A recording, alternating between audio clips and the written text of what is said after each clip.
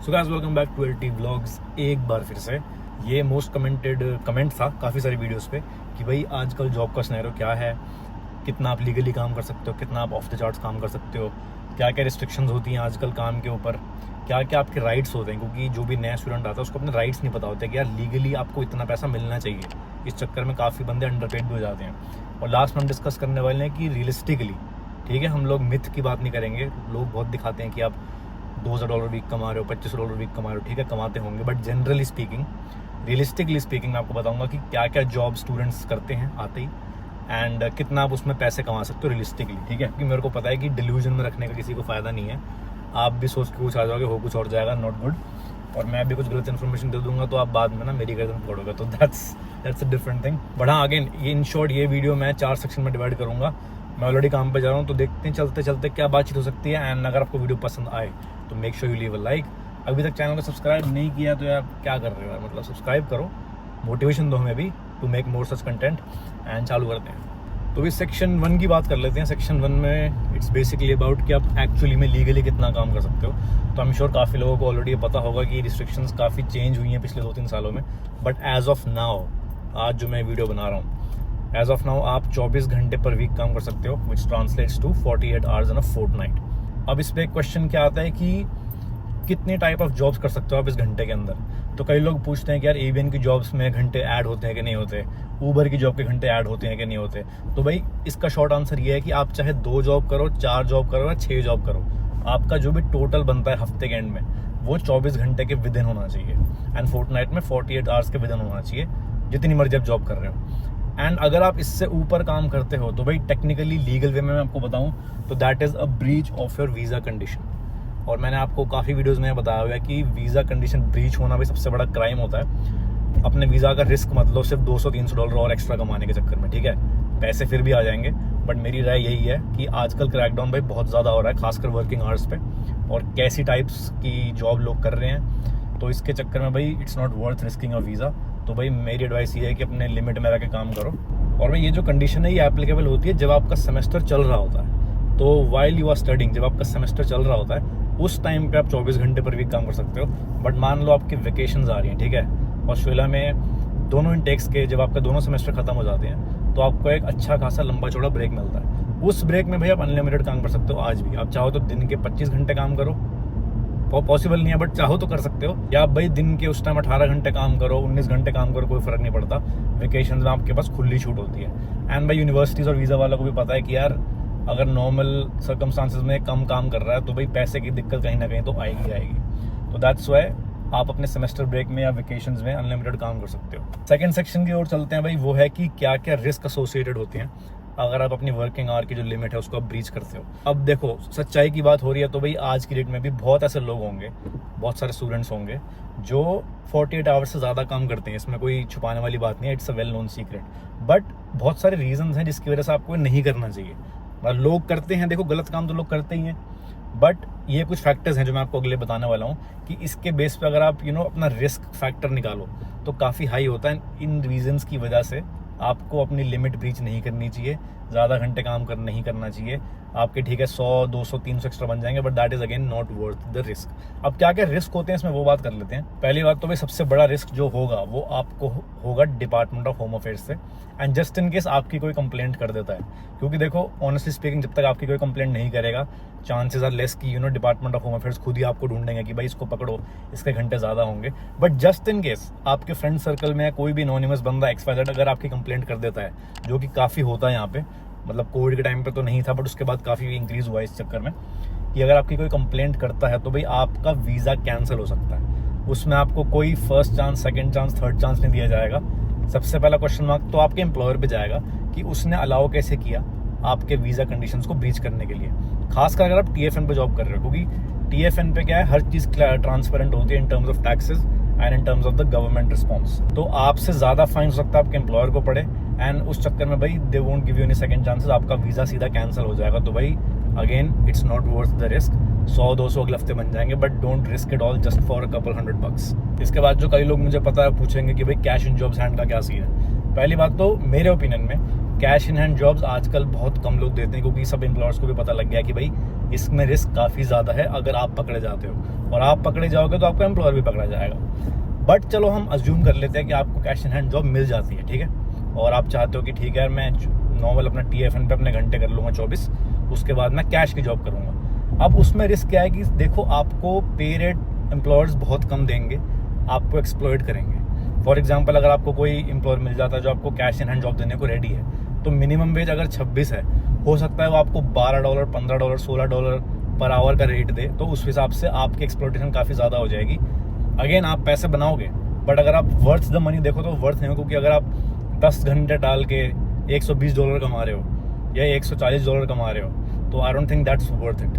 उसके बाद अगर आप कैश इन हैंड जॉब्स करते हो और आपकी स्टूडेंट की जो वीज़ा की लिमिट है जो ब्रीच होती है, उसमें भाई आपको सुपर एनुएशन के बेनिफिट्स भी नहीं मिलेंगे, टैक्स बेनिफिट्स भी नहीं मिलेंगे।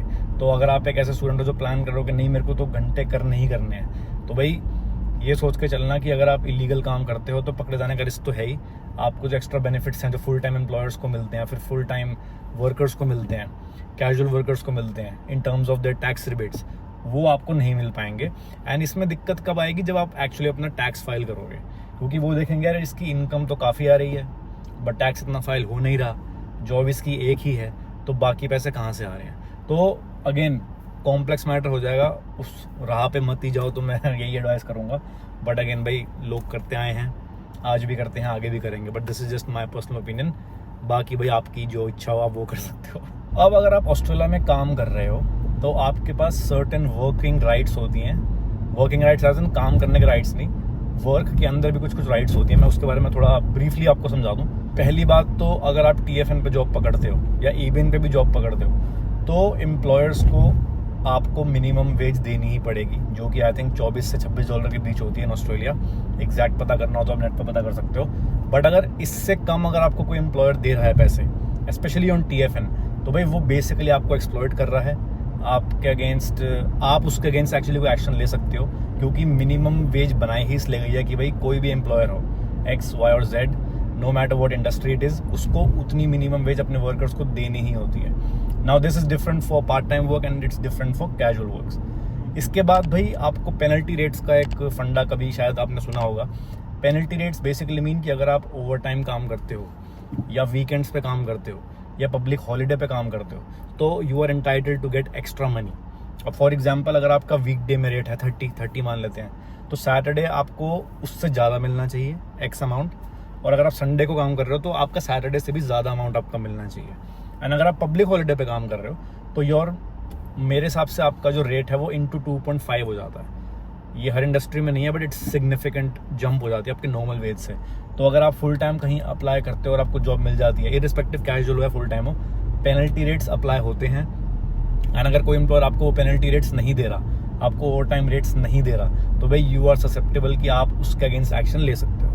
एक और इसमें पॉइंट ऐड करते हो कि अगर आप TFN पे काम पकड़ते हो, कैजुअल या फुल टाइम फर्क नहीं पड़ता, आपके एम्प्लॉयर को आपको पे स्लिप देनी है। It's absolutely mandatory. जैसी आपकी पे आती है आपके पास पे स्लिप भी आनी चाहिए, बिकॉज उसके बेसिस पे ही आप अपना टैक्स का हिसाब कर पाओगे एंड उसके बेसिस पे आप देख पाओगे आपके सुपर एनुएशन का फंड कितना इकट्ठा हुआ है। क्योंकि आप एक एम्प्लॉय हो, आपके पास और कोई जरिया नहीं है जानने का कि मेरा कितना टैक्स एक्यूमुलेट हो चुका है, कितना मैं एंटाइटल्ड हूँ टैक्स देने के लिए और कितना मैं एक्चुअली में दे चुका हूँ, ताकि जब आपको रिटर्न्स फाइल करने हो साल के एंड में, फाइनेंशियल ईयर जब एंड होता है, तो ज़्यादा तकलीफ ना आए। सेम विद सुपर एनुएशन का भी एक अलग वीडियो में कवर करेंगे, बट उसको भी आप ATO पे जाके ट्रैक कर सकते हो कि कितना मेरा एम्प्लॉयर पे कर रहा है टुवर्ड्स माई सुपर एनुएशन एंड कितना मेरे पेमेंट में से कट रहा है टुवर्ड्स अगेन सुपर एनुएशन। इसके बाद भी एक और पॉइंट जो मुझे लगता है काफ़ी इंपॉर्टेंट है, जो काफ़ी लोग फोकस नहीं करते, दैट इज़ कि you are entitled to a safe working environment. अब सेफ वर्किंग एनवायरनमेंट से मेरा मतलब ये है कि आपसे एक्स्ट्रा काम ना करवाए आपका एम्प्लॉयर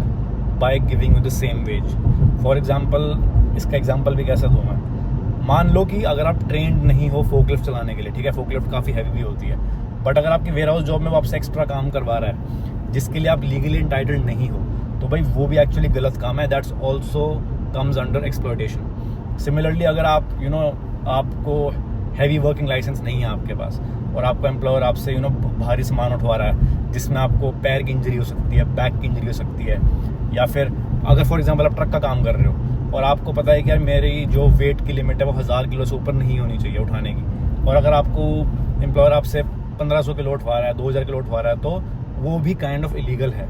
तो इस पूरे पॉइंट का मतलब ये है कि अगर आपको 3 काम दिए गए हैं आपके जॉब डिस्क्रिप्शन में और आपसे 2-3 काम फालतू करवाए जा रहे हैं, that is also illegal. And अगर आपको उसकी एक्स्ट्रा पे नहीं मिल रही तो आप उसके अगेंस्ट भी एक्शन ले सकते हो, क्योंकि यहाँ पे मैंने बहुत जगह देखा है कि जब आप पैलेट जैक्स यूज़ करते हो तो उसके लिए एक स्पेसिफिक लाइसेंस चाहिए होता है। अगर आपके पास वो लाइसेंस नहीं है, या आपके पास ऐसी हाईवेज वेस्ट नहीं है, या फिर अगर आपके पास सेफ्टी बूट्स नहीं है, तो you are not legally allowed to operate those machines. And फिर भी अगर आपसे लोग ऑपरेट करवा रहे हैं तो आपको एक्स्ट्रा पैसे मिलने चाहिए, और अगर एक्स्ट्रा पैसे नहीं मिल रहे तो भाई दैट्स अगेन एक्सप्लॉयटेशन। तो इस चीज़ का ध्यान रखना, हर इंडस्ट्री के स्टैंडर्ड्स अलग अलग होते हैं। इसका बहुत बेसिक एग्जांपल है कि अगर आप एक कैफ़े में काम कर रहे हो और आपको आप यूर बरिस्ता, ठीक है, आपको कॉफ़ी बनानी आती है, बट अगर आपसे लोग अल्कोहल भी बनवा रहे हैं, मोहितोस वगैरह बनवा रहे हैं, तो वो काइंड ऑफ इलीगल है। हो सकता है आपको आता हो, but because you don't have the certified licence, आप ऑथोराइज नहीं हो वो चीज़ करने के लिए। तो these all factors come under safe work environment. आप इसको ऑनलाइन जाके पढ़ भी सकते हो। अगर ऑस्ट्रेलियन फेयर वर्क राइट्स का एक प्रॉपर लिंक मैं डिस्क्रिप्शन में डाल दूंगा, उसमें जाके आप देख सकते हो कि हर इंडस्ट्री के लिए सेफ वर्क रिक्वायरमेंट्स क्या क्या हैं एंड क्या आपकी जॉब डिस्क्रिप्शन में टेक्निकली आना चाहिए। और भाई एक और स्कैम जिससे भाई आपको बिल्कुल बच के रहना है वो ये है कि आजकल ना एम्प्लॉयर्स ने नया फंडा निकाल रखा है, वो ये बोलते हैं कि आप इंटरनेशनल हो, हम आपको कम पैसा देंगे। तो this is also kind of racism and it's kind of an exploitation as well, क्योंकि उनका ये होता है, बहुत लोग करते हैं, खासकर गोरे और देसी भी करते हैं, कि बोलेंगे कि यार आप तो इंटरनेशनल स्टूडेंट हो, हम आपको ज़्यादा पैसे दे नहीं सकते। एंड उनको भी पता है कि स्टूडेंट्स ना डेस्परेट होते हैं, तो वो इस चीज़ का फ़ायदा उठाते हैं। इस ट्रैप में मत फंसना, जो आपकी लीगल वेज है उतनी ही आपको मिलनी चाहिए। और फॉर एग्जांपल अगर आप लेवल 2 पे काम कर रहे हो तो सारे एम्प्लॉयज़ जो लेवल 2 पे हैं उतना ही रेट आपको मिलना चाहिए, उससे कम नहीं मिलना चाहिए। इसके बाद हमारा पॉइंट आ जाता है कि भाई आजकल 2025 में इंटरनेशनल स्टूडेंट्स कौन सी जॉब सबसे ज़्यादा कर रहे हैं। तो भाई अगर आप एवरेज नंबर निकालो तो मैक्सिमम स्टूडेंट्स ट्राई करते हैं रिटेल जॉब्स के लिए। Retail jobs as in Coles हो गया, वूलीज हो गया, सेल्स जॉब्स हो गई, ये सब आता है रिटेल में। अब क्योंकि इसमें क्या है, वॉलेटिलिटी ज़्यादा होती है, कोई भी बंदा ज़्यादा देर टिक के काम नहीं करता, तो दैट्स वाई वो स्टूडेंट्स को इजीली हायर कर लेते हैं। हो सकता है आपको 3 महीने के लिए हो, 4 महीने के लिए हो, 6 महीने के लिए हो, एंड इसमें ही वैकेंसी सबसे ज़्यादा निकलती हैं। एंड खासकर जब वेकेशन पीरियड होता है तो स्पेसिफिकली जॉब्स निकलती हैं जिसको बोलते हैं वेकेशन रोल्स हैं। और मान लो क्रिसमस का टाइम है और क्रिसमस के टाइम पे डिमांड बहुत ज़्यादा इलेक्ट्रॉनिक्स की, तो इलेक्ट्रॉनिक स्टोर अपनी प्रॉपर एक जॉब डिस्क्रिप्शन निकालेंगे जिसको आप बोलते हैं समर कैजुअल्स। तो समर कैजुअल्स में आप 3 महीने 6 महीने उनके पास काम कर सकते हो अच्छे रेट पे, बिकॉज वो कैजुअल होगा। एंड ये ऐसी जॉब्स है जो काफ़ी लोग प्रेफर करते हैं। इसके बाद जो भी स्टूडेंट्स प्रेफर करते हैं जॉब करना या फिर जिनको ईजिली मिल जाती है, वो है रेस्टोरेंट और कैफ़ेज़।